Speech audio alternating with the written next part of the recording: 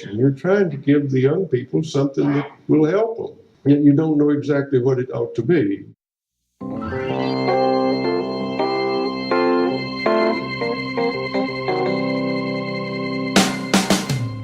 Welcome back to the TeachThought podcast, or if you're a first-time listener, welcome for the first time. If you are a first-time listener and perhaps not familiar with our websites, you can find us at TeachThought.com or the professional development website, which is WeGrowTeachers.com. My name is Drew Perkins. I'm the director of TeachThought Professional Development, and I'm happy to have you tune in. A few housekeeping notes.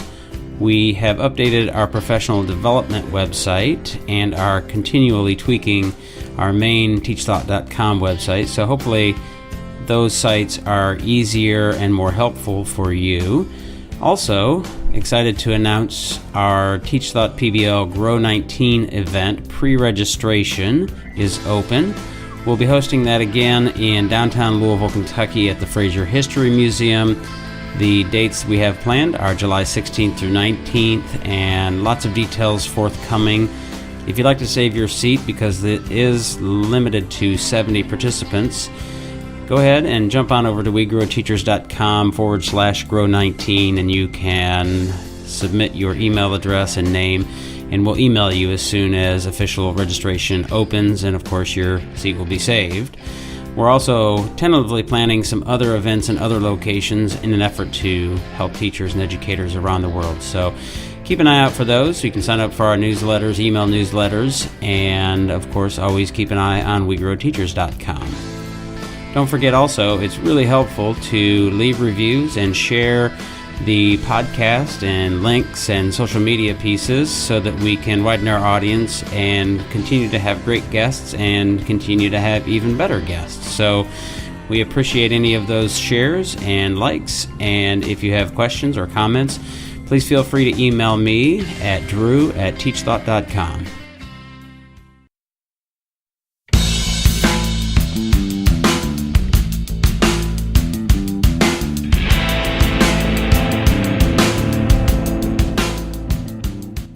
In this podcast episode, I spoke with Corey DeAngelis, who is an education policy analyst at the Cato Institute, which is a libertarian free market sort of think tank, and he is a big proponent of school choice and in particular competition among schools as a driver of improvement of schools. So we obviously talked about competition and school competition, kind of talked about the different types of school choice to set the stage. Went on to merit pay and school choice just in general. What I tend to think is that we're having the wrong conversation, and we talked about that. What I think we should be talking about is how do we ensure quality teaching and learning. And I pushed him quite a bit on how competition may or may not be able to achieve those desired results, and went on to accountability and for-profit schools, and ended up talking about Betsy DeVos and federal programs in the context of school choice. So Corey was a good sport in light of me challenging some of his thinking on competition and the results that might bring. I think it's an important conversation, and still think we're focusing on the wrong things. We're trying to answer the wrong questions. Part of that puzzle is that we're not focusing on quality teaching and learning and how we're preparing students for what's coming at them in the modern world. So hope you enjoyed the podcast conversation. I know I did, and without further ado, here's Corey DeAngelis. Corey, welcome to the podcast. As I usually like to do, I'd like to have you give a little bit of background on who you are and the work that you're doing, as well as probably it makes sense to give our listeners some background on the Cato Institute so that they have a little context there as well. Yeah, thanks for having me on the show. This is Corey DeAngelis. I'm an education policy analyst at the Cato Institute. Before I was at Cato, I did my PhD at the University of Arkansas's Department of Education Reform, and my advisors there were Jay Greene and Patrick Wolf, which are two of the biggest school choice researchers in the nation, and I'd argue in the world. But Cato Institute's a think tank here in Washington, D.C. I'm based in D.C. now, and it's a libertarian-oriented think tank, free markets, low government intervention So that's a little background on Cato Institute. If you're not familiar with what a think tank is, we do research on different policy areas. We write op-eds, do interviews like these, podcasts, and things of that nature. Okay, great. Well, we're going to talk about mostly, I think, the issue of school choice, and I'm curious to get some of your thinking. You, as best I can tell from the articles that I've seen and some of the Twitter exchanges, and one of the most recent that I kind of jumped in the middle of because I think we're having some of the wrong conversations, and I think you were tweeting back and forth with somebody about who was pretty much a staunch anti-school choice, anti-vouchers, and that kind of thing. Yeah, it was Peter Greene, and he's actually pretty friendly as far as conversations go on Twitter. He's one of the ones that you can engage with that disagrees with you. That's actually pretty polite. So yeah, and I'm familiar with Peter, and I've had some back and forth a little bit with him. I would agree for the most part. But yeah, I thought it was an interesting exchange, just the small piece that I saw, and one of my responses was that I feel like we're having the wrong conversations, and that seemed like evidence to me. But we can dive into that a little bit more. Let's kind of start with unpacking what you mean by school choice, because as we were talking a little bit before we went live, you said there's various, I guess, definitions or pieces to that school choice calculus. Right. There are several different types of school choice in the United States. I'll go over most of them, but they can conveniently be divided into two categories: public school choice and private school choice. So public school choice are things like charter schools, magnet schools, which have differences in themselves. Charter schools are privately managed, whereas magnet schools are district run still. So essentially, it's the current system is a system of residential assignment, to where you go to the school that you're residentially assigned to based on your zip code or wherever you live. Any school choice program kind of breaks up that residential assignment. So you have public school choice like magnet schools and charter schools, but then you also have private school choice, and most people are familiar with voucher programs, which allows you to opt out of that residentially assigned public school, take a fraction of the dollars that would have went to that school, and then use that as payment for private school tuition and fees. There's also things similar to vouchers like education savings accounts. Those have been the big rave recently. It's a savings account mechanism instead of a voucher mechanism. So it's the same idea, where if you opt out of the residentially assigned public school, take a fraction of those dollars, but it goes into a savings account, and you can use those funds to go to a private school, but you can use it on other government-approved education expenditures, such as tutoring or textbooks or online classes, or things of that nature. So they're a little different, but those are just a couple of the mechanisms of school choice in the U.S. But there's a lot of different programs, but the similarity between all of them is that they all allow you to opt out of that residentially assigned public school to pick something else if it isn't working for you. Okay, where does scholarship tax credits fall into that equation? Yeah, so tax credit scholarships are a form of private school choice because they allow you to opt out and go to a private school. But the difference is that the funding isn't coming out of the state education budget directly. The funding comes from private donors, whether that's a corporation or an individual household.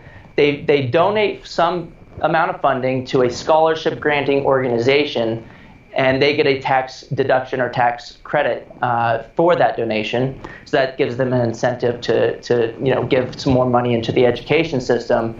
But then that scholarship granting organization awards scholarships to individual students that apply for the scholarships, and then they can take those funds to a private school of their choosing. So it's similar to a voucher program, but the funding mechanism is private funding rather than public funding. Okay, so tax scholarship credits, and I don't want to get into the weeds too much on this, but I'm curious on your take or what your thinking is on that. And we've had some discussion on the podcast before about this, and it seems like one of the big sticking points or one of the big points of debate on these sorts of mechanisms is that they take money away from schools, public schools, and that's a problem insofar as that it's really hard for schools to operate without those funds, and depending on the state, I'm sure that the equation is different, but right. But what's your thinking on that? Yeah, I actually hear that argument more about the voucher mechanism since the funds are coming directly out of the state education budget. I hear that a lot more about the voucher mechanism, but I guess it could be true for tax credits as well, since there's less money that's going to the general fund. So it's a little different, but the argument's the same, right? That there could be fewer resources going to the public schools. But my usual response to that is that whenever a kid leaves a particular district school for whatever reason, whether they're moving to another state or whether they're paying for a private school out of pocket, that traditional public school loses some funding because the funding is based on student enrollment counts. So it's not that it's anything new with school choice programs. School choice may make it easier to opt out, but when a rich kid goes and buys themselves into a private school or moves to a more wealthy district, the same thing happens. So I would argue that's a red herring. But also, there's a lot of studies out by researchers such as Ben Scafferty out of Kennesaw State University, and he looks at the net fiscal impact on the district schools whenever the districts lose students to school choice competition. And since not 100% of funding is tied to student enrollment counts because of fixed costs and whatnot, he actually finds that whenever district schools lose students to school choice competition, the district schools actually financially benefit on a per pupil basis, because not 100% of the funds are leaving the school, but the students are leaving the school. So the funds left over lead to more funding per pupil left behind in the public schools. And is that true in the long term or the short term, or both? Both. Ben Scafferty he compares the loss in revenue to the loss in cost. And he divvies up fixed cost and variable cost. And he finds that the lost revenues are lower than the lost variable costs, which would mean in the short run, that's a benefit. But in the long run, all costs are variable. So that would also imply a long run benefit as well. But then another response to this argument is you got to look at the scientific evidence. There's 26 studies that look at the effects of school choice competition in the form of private school vouchers or tax credit scholarships on the kids that are left behind in the public schools. 25 of the 26 studies find statistically significant positive effects on the kids that are left behind in public schools. And the argument there is a basic competition argument, put forth by people like Milton Friedman and other free market economists, that once the public schools start to see that they're losing some of their funding based on enrollment counts, they start changing their curriculum, they start changing their hiring processes, which leads to better student achievement for the kids left behind. None of the 26 studies find statistically significant negative effects overall, and one of them out of the 26 find no effects, but the majority are positive effects for those kids. Yes, they lose some funding, but on the other side of the equation, there's an introduction of competitive pressures, which can lead to better outcomes for these kids. Well, let's dive into that competition piece, because I find that to be an argument or an issue that I find troublesome in some ways, and I see the value of competition, and I'm very competitive personally, and I see the real value of competition in a free market, and I understand that, and I think it's in general a good thing. But it seems the more I've thought about, and as a teacher for 15 years and working in schools for so long, what I think about competition with education is that it introduces elements that so often get reduced to pursuit of metrics that aren't really what we're after. So that's part of why I feel like we're having the wrong conversation. We're trying to answer the wrong questions, and I'm not sure how well. My intuition at this point is that it doesn't really do a great job of focusing putting the focus on quality teaching and learning. Yeah, I've actually grappled with this myself. So when I first started my PhD, I was really interested in the merit pay programs, right? Because because I hear the word incentive and competition as an economist, and I automatically thought that was a good thing. But I've kind of changed my ideas on merit pay programs over time, mostly because a lot of the studies find no effects even on test scores. But I think that, like you kind of mentioned a second ago, that competition may be focusing on the wrong metrics, like standardized test scores. So if you're really pushing teachers to teach to the test, yeah, merit pay programs could have a positive effect on test scores. But there's a lot of other things that teachers do, like shape the character skills or the discipline or the behavior of the kids, that I think is important as well. So that's one of the arguments that I've kind of taken to heart that makes me kind of a skeptic of merit pay programs. But with school choice programs, I think it's a different type of competition, because parents are choosing schools. Maybe they're looking at test scores, but survey after survey finds that parents are choosing schools based on other things like safety of the school, or just individual attention between teacher and student, and the culture of the school. Lindsay Burke and Jason Bedrick just did a survey of all the families in Florida that are using their education savings account. I think they had a total sample of like almost 20,000 parents. And overwhelmingly, they found that parents didn't choose schools based on standardized test scores. It was literally at the bottom of the list.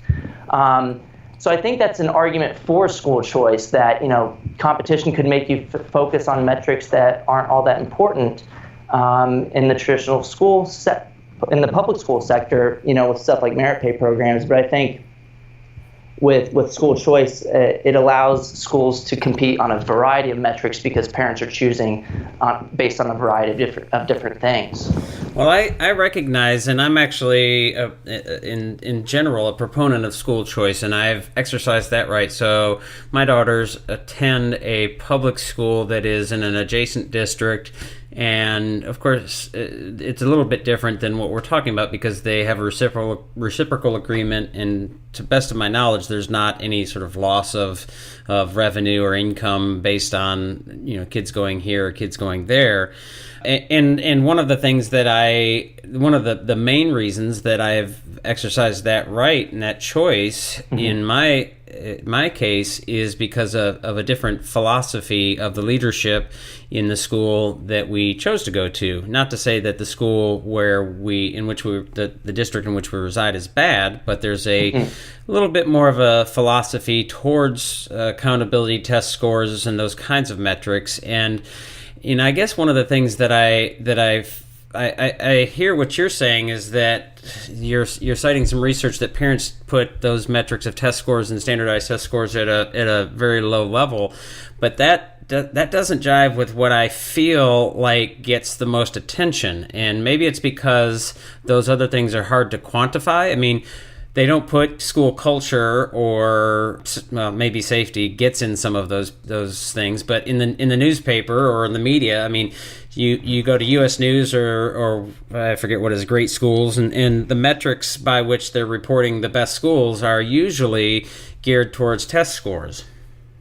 Right, and some of them are stuff like AP test completion, college enrollment, stuff like that. But I would argue that stuff like college enrollment is at least a little longer term than standardized test scores in the short run, which I think is a benefit. But then, U.S. News and World Report may be reporting these types of metrics, but that doesn't mean that parents are choosing schools based on them. Mm-hmm. So let's kind of get at some of the underlying assumptions behind the thinking then. So in your brain, what is the purpose of school? Of school, it's supposed to be to educate children, and that can mean a lot of different things to different people. It could be math and reading test scores. It could be science abilities, but then also just also socializing with other individuals to become a better educated citizen. That was some of the arguments put forth by Horace Mann, the father of public education in the U.S., was to create better citizens. So there's a lot of things that schools can do, and that may mean different things to different people. Right, and I guess I'm trying to get at the underlying assumption behind what your thinking is, which informs the research and the work that you do. Like, what would be sort of top three or first thing on the list of what you really want our schools in general to be doing? To prepare kids for their whatever they're going to do in the long term. That might be prepare them to go onto the job market, but again, it could also be things like preparing them to be good citizens and to be able to interact with others in society. Then also, and again, it depends on what your values are, and I don't know if I can come up with the top three, but I think, like citizenship skills, basic literacy, numeracy is important, and then also just preparing you for the job market or other things like that.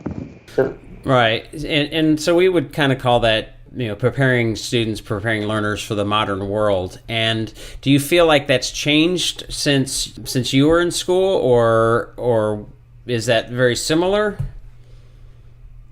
Yeah, that seems like a similar goal to when I was in school. I went to a magnet school in high school, which is a public school choice. It's still district run, but they have specialized missions. And part of the mission of that school was to prepare you for, communication skills was their main things. It was communications arts high school. So yeah, I think it's a similar type of goal. Okay, so I'm just trying to really get a sense of what your thoughts are and what's informing the work, and because I think this is what I struggle with when I see this school choice and competition argument, because it feels like we're trying to answer the wrong questions. So if you were let's say you were going to describe the ideal graduate from our K-12 experience, is there a short list of skills and attributes and traits that you would say they really, to be successful in life and to kind of get at some of those pieces that you mentioned, what would they need to come away with? Yeah, that would be a pretty tough list to come up with. But I really think that's the point of school choice, that everybody needs something a little different out of the education system based on, their family background, their background characteristics that they need to get from the education system. And that's why I think it's so important for families to make that decision for their kids and choose the school that best meets whatever their individual kids' needs are. But yeah, I'm not sure if I could come up with a list that's right for everyone. Okay, well, see, that maybe that's where the point of sort of demarcation is, because when I think about it, and when we talk with teachers and we work with teachers and parents, it's generally a pretty easy list for them to come up with in terms of, you mentioned communication, so really, we want them to be good communicators, be effective collaborators, be really good at critical thinking and asking great questions, and, innovative, entrepreneurial, taking risks. And, so those lists tend to be pretty easy to come up with. And so those are all sort of traits of a thinker, right? A culture of thinking. And what I don't get a sense of from this school choice and competition discussion is how are we ensuring quality teaching and learning, and so safety and school culture or some values, all of those things may be important to families, but I would seem to me like the lowest, or maybe not the lowest common denominator, the common denominator should be quality teaching and learning, right? Because to me, you've got to have that in every one of our schools. And if you don't have that as a top priority, then it seems like it's missing the point. Yeah, but we don't have those things in the traditional public school system that we've had for a very long time now. So just because we say that's a priority in public schools doesn't mean that's actually happening. And I'd argue that these things are important to parents too. They want their kids to be educated citizens. They want them to be critical thinkers. And it's really hard to determine, if the traditional public schools are shaping those things. And I'm not sure if the traditional public school system has provided a lot of accountability for those basic things. Oh, I would agree with you, and I think that's a problem, and something that we work to try to rectify as much as possible. And so that's why it kind of frustrates me, is that why are we having a conversation around this school or that school when so very few schools are really getting what we would think is getting students ready to be prepared for what's coming at them, and what is coming at them we don't really know, but it seems to me the best we can tell is that it's really going to require the thinking skills that many of our schools are not addressing: public, private, charter, magnet, all of those things, right? Because I think the focus is on the wrong thing.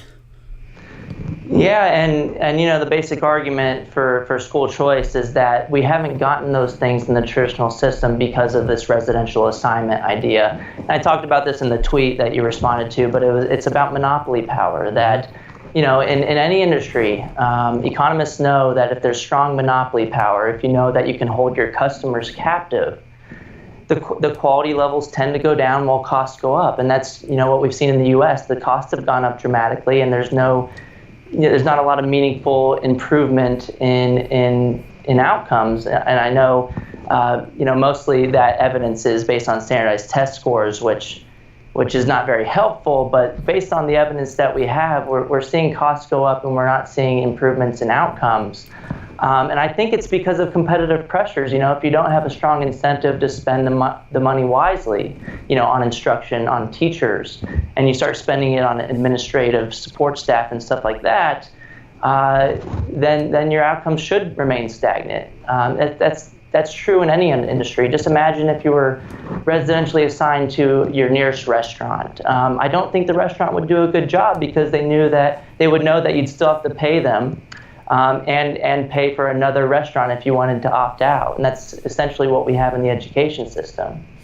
Well, I would agree with that. And I think that there's certainly some teeth and some sense in the idea that there's sort of a monopoly, although there's an obvious difference between students and going to a restaurant, right? You go to a restaurant, you get a meal, and you know whether it's good or not, or the service is good or not, and you decide to go there or not. And so that becomes a pretty easy choice. But in schools, it's not so. You can walk into a school and kind of get a sense of the culture and some of the things that might be going on there. But most people, especially who are not really well versed in education and teaching and learning, I think it's pretty hard. It's hard for even me, who I taught for 15 years. I've worked in schools. I've seen schools around the world. It's not easy for me to walk into a school pretty quickly and know for sure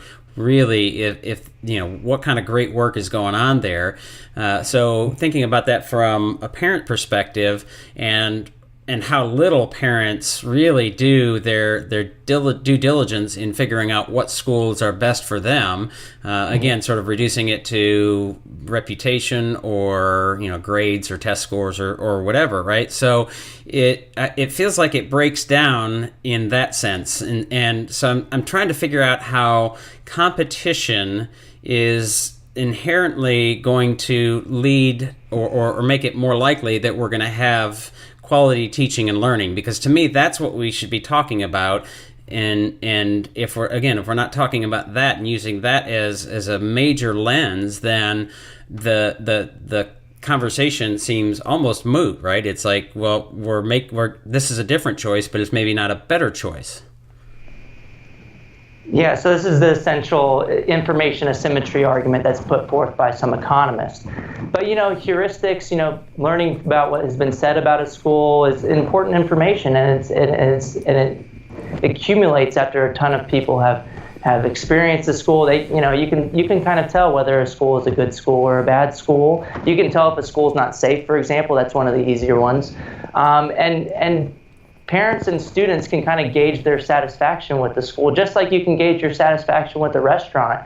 You don't have to be like a nutrition expert or a chef to understand if a restaurant's doing a good job. If you're not satisfied with it, you go somewhere else. And I think the same argument applies to the education system. You're not satisfied with it based on a slew of different measures, then you can go somewhere else. And then I'd also just like to go back to the 26 studies that find that when competition is introduced, the students that are left behind in the public schools that don't even choose to use these programs have better outcomes as far as academic achievement is concerned. So, I mean, we've seen that in the literature on school choice, but we haven't seen improvements in test scores in the traditional public school system absent competition. Yeah, well, again, if we go back to the test scores, then to me that's somewhat of a non-starter. I don't think it's unimportant completely, but using that as a focus.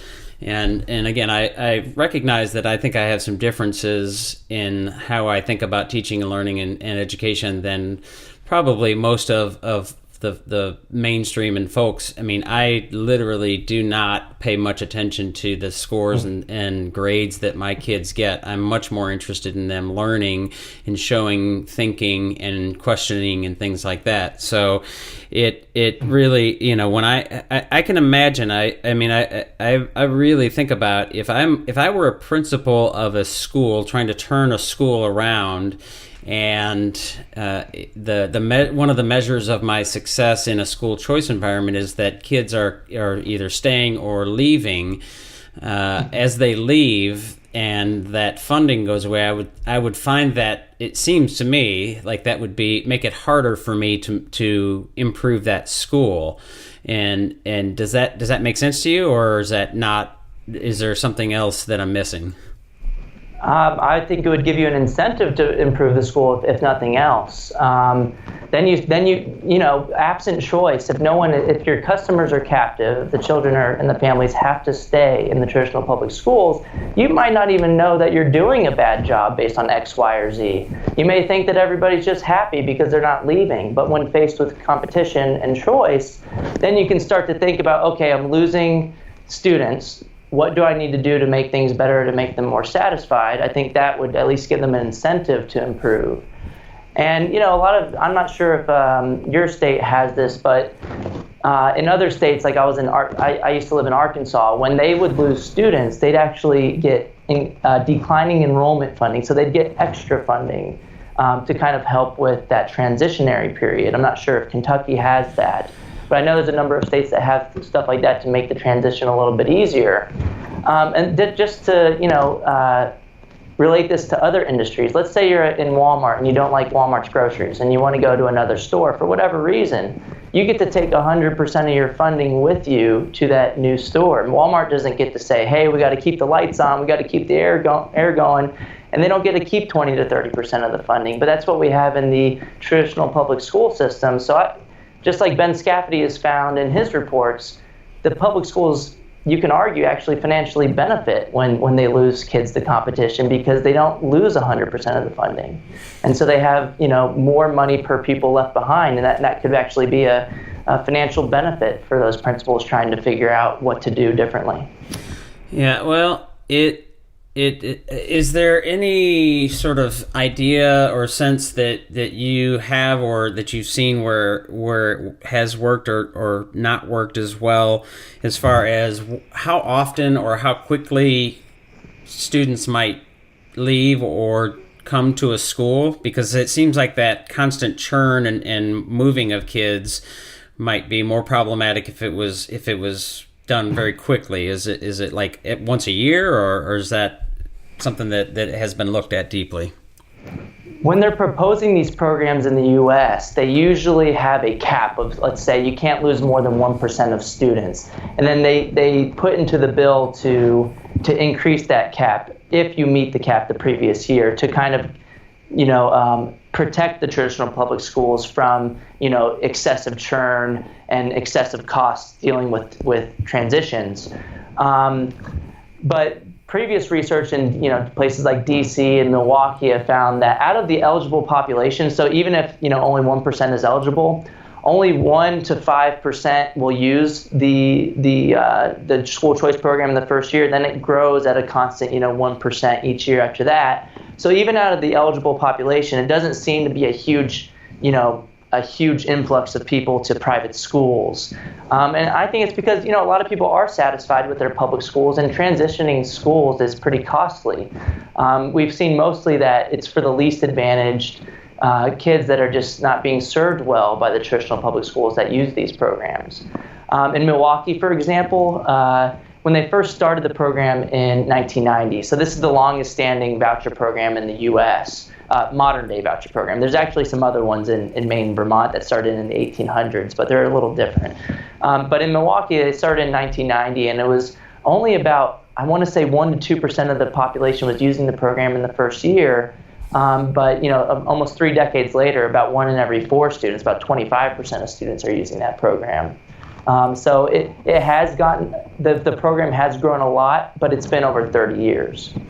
So I'm still trying to figure out how we might, because my eventual goal is really to improve the quality of teaching and learning, because I really think that would be a tremendous economic stimulus to this country. I think that in so many ways our curriculum, our systems, our practices, and in some ways the purpose of school has been misdefined or is outdated, right? And so I'm not convinced at this point that competition is going to get us there, but I'm not sure what necessarily will, because I mean, if the students are sort of the metric of success of in context of school choice, right? So it's certainly a school that loses students to another school, there's at least some implied message that they're displeased with what's happening at their school.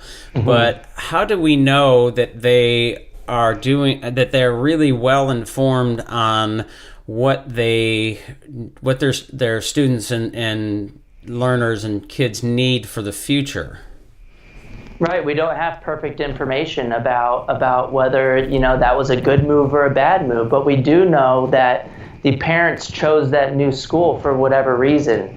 And it could be based on test scores, but it could also be based on, like the things that they list, like safety and culture of the school, which could be very important. And then just looking at the evidence, we can't look at this for every individual family, but the preponderance of the evidence suggests that test scores go up when people are allowed to use school choice, but then other skills like civic outcomes, like political participation and political knowledge, goes up. Crime goes down in the long run. There's 3 studies on that. I'm actually coming out with another one on the Milwaukee Parental Choice Program in about 2 weeks, which again finds, similar to my previous evaluation, that the kids that get to use the program are less likely to commit crimes when they grow up. So there's good things going on in these programs overall, but I do agree that it's hard to determine for any given child or parent whether that's a good decision or a bad decision. But again, it's also hard to tell if things are going really well for a child in the current system too. So there's information asymmetries in the current system as well. But I do think that parents have more information about their kids' needs than me sitting in DC, so super far away, sitting in my office. Right. So let's pull on that thread a little bit. Where I'm understanding from some of the things I've seen in your writing, in that you would not think that, or you don't think that the federal government has or should play much of a role. I don't know how you feel about getting rid of the education department and how Betsy DeVos's approach and all of that. But where should that locus of control be? I think it should be at the family level, right? I think that it should be the most local level there is, which is the individual family unit. But I understand that there could be families that are neglectful, right? That are, and when we have families nowadays that aren't feeding their kids or clothing their kids, then the government comes in and takes that ability away from them. I think it could be similar with education, but in the current system, what we have is we assume that all parents are going to make bad choices for their kids and that they're going to be neglectful with their education. And right off the bat, we assign them to traditional public schools, which is different from any other sector with food or clothing. That in those sectors, at least we give the parents the benefit of the doubt, and then if they prove unworthy, then the government comes in and takes that power away from them. As far as federal government is concerned with school choice, I've recently argued that I would think it would be a bad idea for the federal government to be involved in school choice. I think these types of programs should be done at the local level or the particularly the state level, just because of federalism.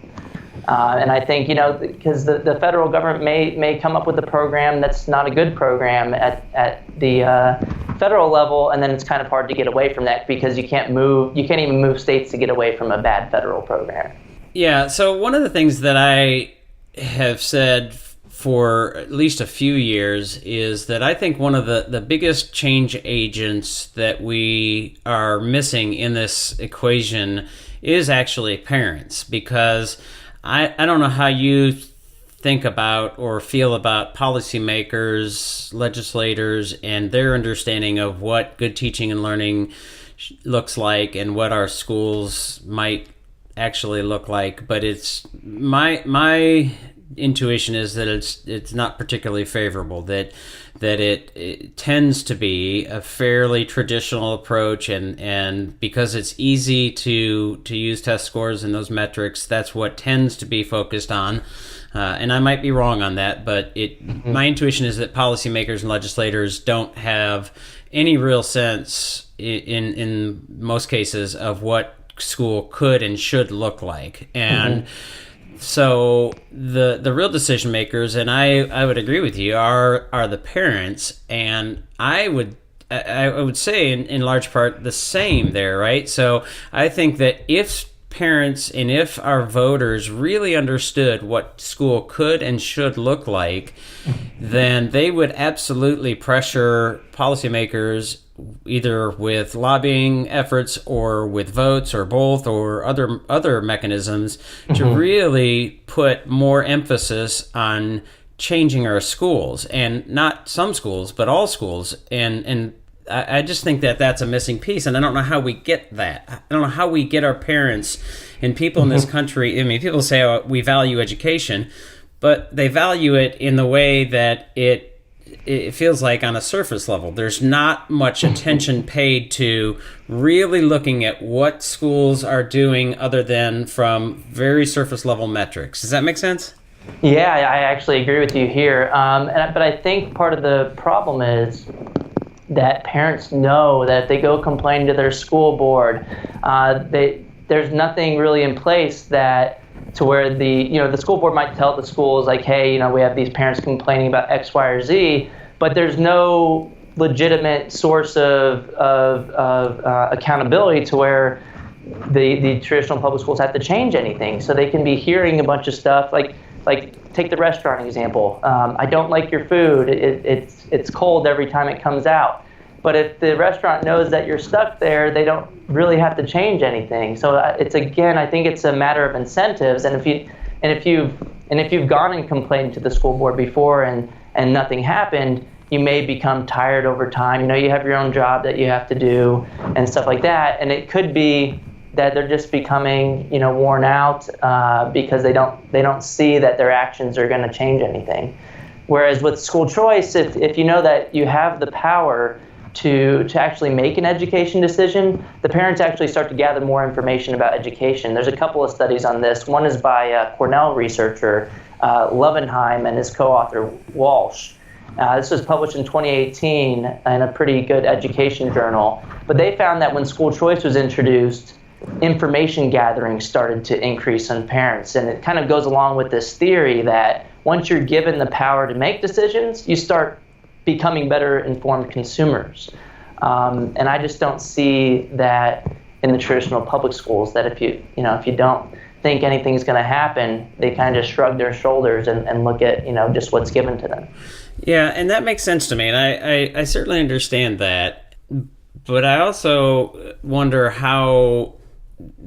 I mean, you can simply make a choice between products. You can get on Amazon and look at this or look at that, and this restaurant or that restaurant. But there are so many people that don't have that. I mean, it's a much more difficult piece, and I know you'd recognize that to choose your school. So geography being one of those things, right? I mean, so if you are limited to McDonald's or KFC and neither of them are good, then, and that's all that's within, reasonable geographic proximity, then you have choice, but you have two bad choices. So and that dynamic plays out in schools for obvious reasons, and maybe more so because it's harder to just up and change a school and move a school. I mean, it's really difficult. So I'm with you as far as really thinking about how we might use incentives to get to improvement of schools in some way. I wonder if the word competition isn't what we're really after, but it's accountability. But accountability in a way that is different than what we really think about, the way we traditionally think about accountability, which is, again, test scores and pretty simple metrics. And I think a big piece of this equation is the quality of our teachers, and not so much the quality of our teachers, but the ways in which teachers hold each other accountable and should hold each other accountable as professionals. And that's a really tough nut to crack, because we have been doing teaching for a certain way for so long, and treating teachers in a certain way that is really going to be hard to retool that in a way that does give them sort of that mastery, purpose, and autonomy. And say, because I know one of the things you'd mentioned in one of your articles or something that you retweeted was that school choice actually has an effect on teachers too, because they want to teach in schools that are better. And I think that's true, although I don't know that it necessarily drives teacher salary the way I think you mentioned that. But there is, I mean, where my kids go to school, they actually get paid less than almost every surrounding district, but most of the teachers there choose to be there because it's a better place to work. But yeah, I mean, how do we... That's a part. The complexity of this is why I think competition, simple competition, doesn't exactly do what we're trying to do, which is, again, to me, improve the quality of teaching and learning.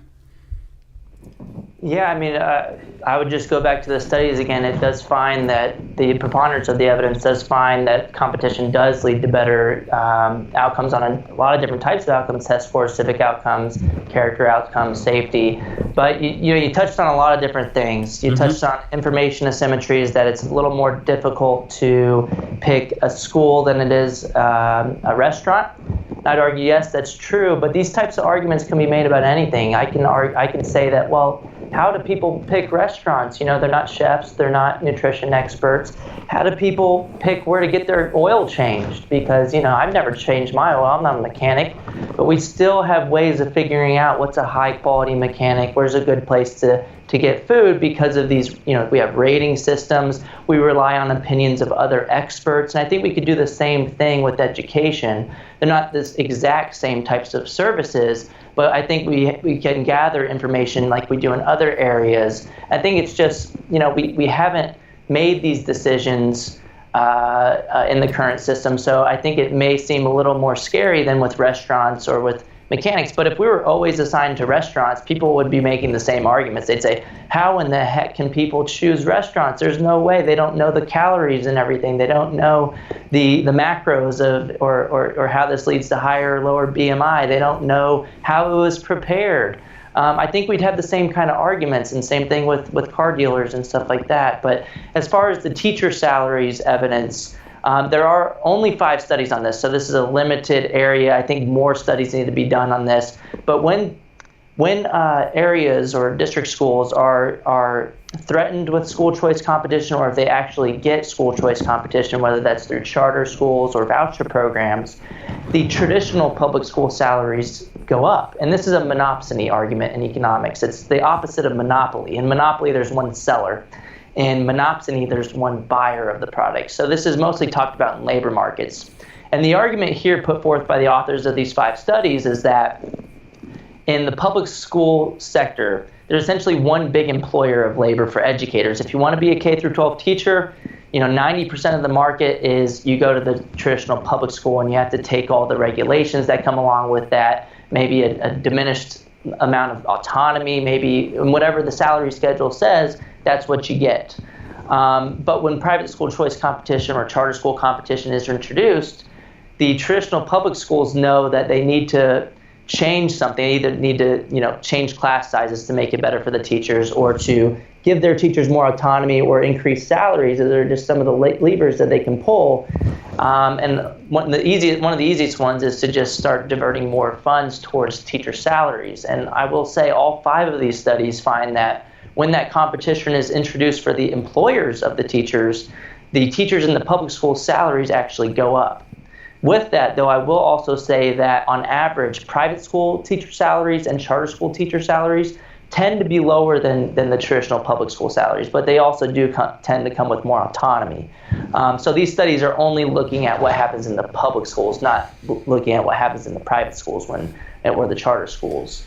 Yeah. And then you also pointed out some stuff about accountability that, maybe the question isn't just competition. Maybe we need to rethink how we've been doing accountability. I think that could be a step forward in the traditional public school system, without, even introducing competitive pressures or school choice programs. If your state's never going to have a school choice program, if you're a state that's just, the people are against it, then maybe the top-down accountability can be improved through things like what they're talking about now is including non-cognitive measures of outcomes. So like, whether you come to school every day, whether you don't get into fights all the times, and whether, teachers are actually doing a good job at, having their students interested. So student surveys are being proposed to be used, principal surveys, and then also just people coming in from the district or central office to determine, is this a safe environment? And to bring in all those other types of accountability mechanisms may be important too. But I will say, even with that, there's some issues because let's just say, test scores are the important measure. I don't think they are super important. They may be one part of the overall picture, but let's just say it's test scores. It's really, most of these accountability systems are just looking at average test scores, and I think you can kind of agree with me here that just looking at average test scores doesn't tell you how much you're shaping test scores. And so you could be giving schools that just have disadvantaged students low scores by the state, even if they're doing a really good job at shaping the test scores of those kids. But even if they looked at changes in test scores or changes in these behaviors, most of these accountability systems don't control for things like, the income of the students, whether they come from a single-parent household. And I think all of those things, if we are going to do this revamped accountability system, we should include more measures, yes, but we should also include the background characteristics of the students as much as possible to try to make it as much of an apples-to-apples comparison as possible across students or across teachers and across schools even.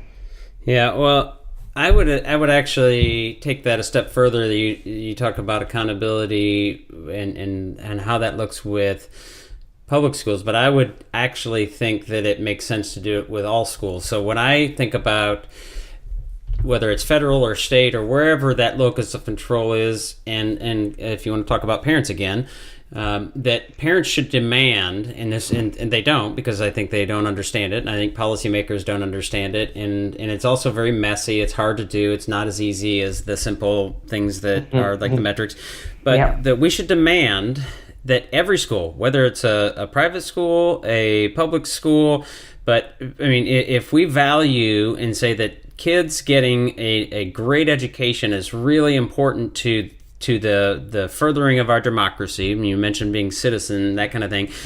Being really informed, being able to ask great questions, being able to understand and think critically and analyze.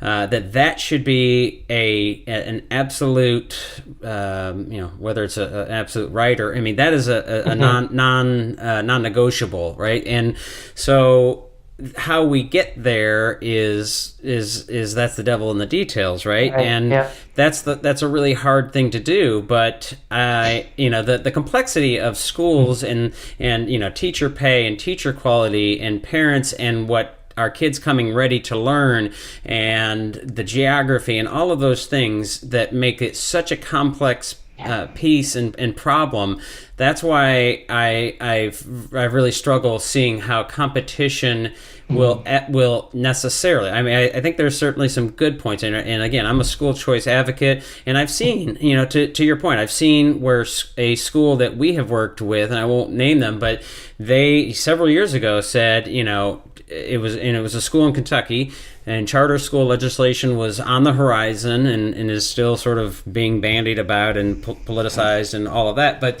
he said, that may happen here, and we better get our butts in gear before that happens. Otherwise, we're going to run the risk of losing kids.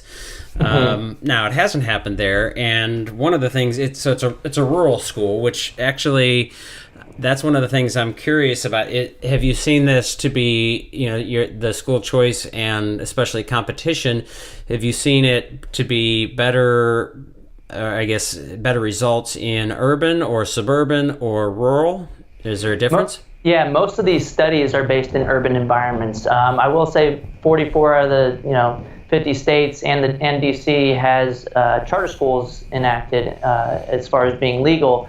There are 6 states, and I think they tend to be more the rural states that don't have school choice. So market theory predicts that markets should work better when you have a lot of choices, and that should be more likely to occur in the urban environments. So rural people have talked about the rural issue, and a lot of the things that have been put forth to help people in rural communities are things like virtual charter schools. So there's virtual charter school networks that can serve people in rural areas that helps with that geography issue. But then also competition in theory should still lead to improvements in rural areas as well, because 2 choices is better than 1. Even if they're equally low quality on academics or whatever it may be. Having at least 1 choice should be better than having, just the choice that you're residentially assigned to. And then also market theory would predict that more schools would open up in rural areas than exist currently. That if you only have 2 private schools in your area, maybe a third will pop up in the future because an education entrepreneur knows that, hey, everybody can now opt out of their public school with voucher funding or another type of funding mechanism and get to a school of choice. So just because there's not a lot of options right now doesn't mean that more options won't exist in the future.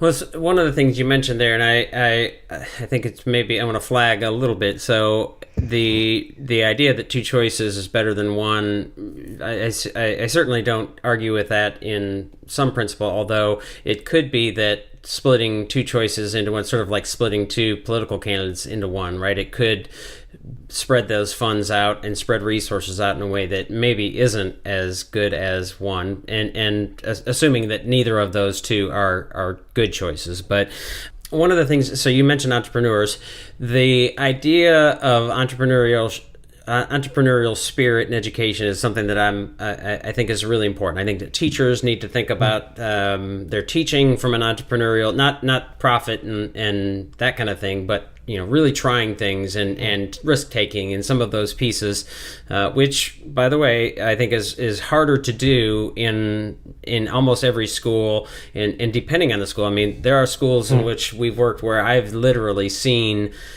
data given to teachers. I mean, every 2 weeks, these are your kids' scores, and you're not performing up to the level of your peers or your school, and so that's where I've seen competition happen that is just absolutely damaging to any innovation. And that's a different kind of competition that I think you're talking about. But what do you make of the sort of for-profit charter school movement? Is that a good thing or a bad thing? I think we should just look at each school individually, whether it's for-profit or not-for-profit. I think profit tends to be a good thing in most market environments, that if you have an additional incentive to serve your customers well, then and people are voluntarily entering your school or whatever your establishment is, that's usually a good thing because it gives the additional incentives to do a good job. But and I'm not as well versed in it as maybe I should be to talk about it, but I've seen some pretty good evidence that the for-profit schools that sort of come and go and the fly by night, and that's been a real problem in in this whole equation of school choice and charters and things like that, right? Yeah, I think charter schools have typically, depends on the state, 5-year charters, and they typically don't close until their 5-year charter is up. And I'm not sure what the data says about whether for-profit schools are more likely. There may be certainly anecdotes finding that there's been a for-profit or not-for-profit charter school that closed down. But I would argue that closing down is a good thing in a market scenario. It's a feature of a market because of the fact that if it's a low-quality school and if they're closing because people don't want to be there, then that's a good thing. I would think it would be a good thing also for traditional public schools that aren't doing a good job, and if they aren't serving any students, I think that would be a good thing for them to close. Or it also, if they don't have to close, they could also have an additional incentive to get some of their students back and do a better job. Yeah, well, it breaks down a little bit for me there as well in that competition model, and especially I think for-profit tends to be a little bit more susceptible to opening and closing than certainly public schools, which is part of the monopoly argument and all of that. But I mean, if a restaurant closes down and you can't go and get your steak or burger or whatever it is that you wanted, that's a whole different ballgame than not being able to send your kid to that school. Now you have to make another choice, and you're sort of disrupting all of those pieces. So again, that's where I think it becomes a little bit different conversation with competition and schools versus a simple free market simple product, consumer product relationship. So feel free to respond to any of those, but I'm mindful of your time, and I also wanted to ask you one last question. I'm kind of curious how you feel about Betsy DeVos and her work to date as Education Secretary and going forward. Yeah, first, just to respond to the closing of schools, I absolutely agree that there are negative effects associated with transitioning schools. There's been a lot of work by Stanford economist Eric Kaniszek looking at this. I think he has a publication in looking at students switching schools in Texas and how that has negative effects on academic achievement. Switching schools for whatever reason, whether your school is closed down or if you change to another school, there are negative effects of that. But I do think they're outweighed by the benefits that competition produces in the long run. And as you noted, traditional public schools close in the current system as well. As far as Betsy DeVos, I think she's been a good spokesperson for the movement. But again, I really don't think that she needs to be trying to implement any type of federal school choice program. I've argued against that. So really, I'm kind of happy that she hasn't proposed to do anything like that. I know Trump was talking about a federal school choice program on the campaign trail, which was like $20 billion. I argued against a movement like that in the past, and I've argued recently against the federal school choice program. So that she's not doing much on the school choice front, I think is good. I think she brought a lot of attention to school choice in general just because of her background.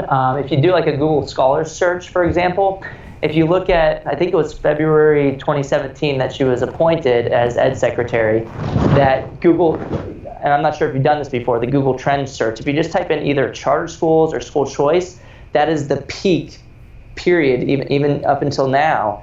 February 2016 is the peak period of mentions in Google for school choice and charter schools. And that's just kind of evidence to me that she's kind of brought people just starting to discuss school choice a little more. And I think that's a step forward, just to have people discussing the ideas, whether they think it's a good idea or a bad idea. I think it's important that the debate is actually happening now. Yeah, well, I would certainly agree with you that more discussion is better, and the antidote to bad ideas is offering better ideas.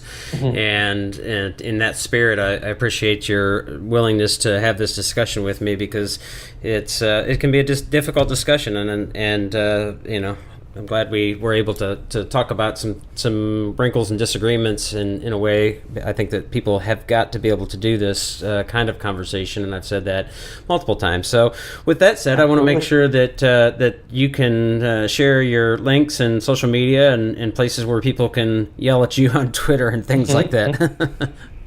Yeah, I don't know if you're going to share it on the podcast, but my Twitter handle is @DeAngelisCorey. It's where I share a lot of my work there and comments on education stuff. But if you just Google Corey DeAngelis, the first thing that comes up should be my Cato page, and all of my work is there. So that's probably the main place to go, cato.org, and then go to the page for Corey DeAngelis there.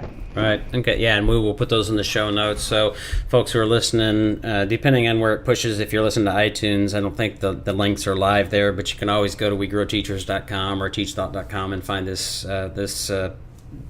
particular page. So, Corey, again, I appreciate you putting up with me probing and pushing you a little bit here, because I think it's an important conversation, and thank you so much.